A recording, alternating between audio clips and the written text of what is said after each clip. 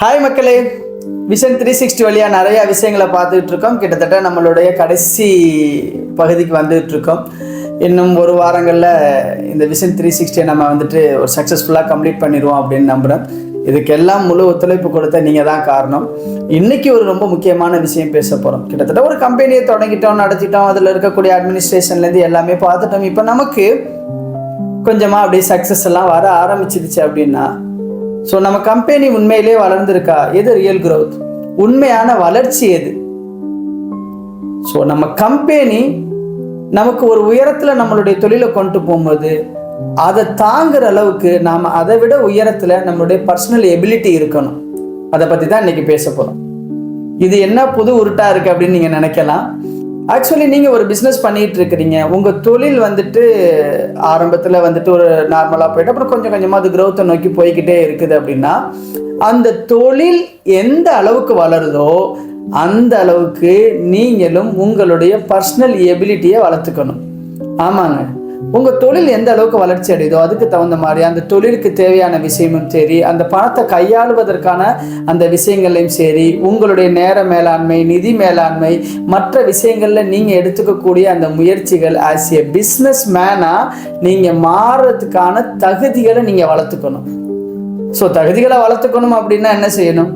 தொடர்ச்சியாக நம்ம புது புது விஷயங்களை தேடி கற்றுக்கணும், நிறைய படிக்கணும். நம்மளுடைய தொழில் சம்மந்தப்பட்ட விஷயங்களில் இன்னும் எந்த அளவுக்கு ஆழமாக நமக்கு நாலேஜ் இருக்கணும். ஆளுமை திறனை நம்ம மேற்கொண்டு நம்ம டெவலப் பண்ணி கொண்டுக்கிட்டே வரணும். நீங்கள் நிறைய கேள்விப்பட்டிருக்கலாம், ஒரு தொழில் சில பேர் ஆரம்பிப்பாங்க, நல்ல பெரிய வெற்றியை நோக்கி போகும். அடுத்த 1-2 வருடங்களில் பார்த்தா அந்த தொழில் முனைவோரும் இருக்க மாட்டார், அந்த தொழிலும் இருக்காது. என்ன காரணம்? தொழில் வெற்றியை நோக்கி தானே போனது. ஆனால் நம்ம கொடுத்த நேரத்தை விட முன்னாடியே நமக்கு வெற்றி வந்துருச்சு இல்லையா? அப்படி இருந்தும் ஏன் அந்த தொழில் தோத்துச்சு அப்படின்னா, அந்த தொழில் முனைவோர் அவருடைய தொழில் வளர்ச்சிக்கு தகுந்த மாதிரி தன்னுடைய உள் வளர்ச்சியை அவர் வளர்த்துக்க தவறிவிட்டார். அதாவது அவருடைய பர்சனல் எபிலிட்டியை அவர் டெவலப் பண்ண மறந்துட்டார். ஒரு குறிப்பிட்ட அளவுக்கு மேலே நமக்கு வந்துட்டு அந்த தொழில் வேகமாக வளரும் போது அதை எப்படி நம்ம வந்துட்டு கையாளணும் அப்படிங்கக்கூடிய அந்த விஷயங்கள்ல அந்த தொழில் முனைவோருக்கு கண்டிப்பாக ஒரு அறிவு இருக்கணும். அதை தான் இன்னைக்கு உங்களுக்கு ஒரு முக்கியமான லெசனாக சொல்ல வந்திருக்கிறேன். ஸோ உங்கள் தொழில் எந்த அளவுக்கு வளருதோ அந்த அளவுக்கு உங்களுடைய பர்சனல் எபிலிட்டியை நீங்கள் வளர்த்துக்கணும். இதை வளர்த்துக்கிறதுக்கு நீங்கள் தொடர்ச்சியாக என்ன செய்யணும்?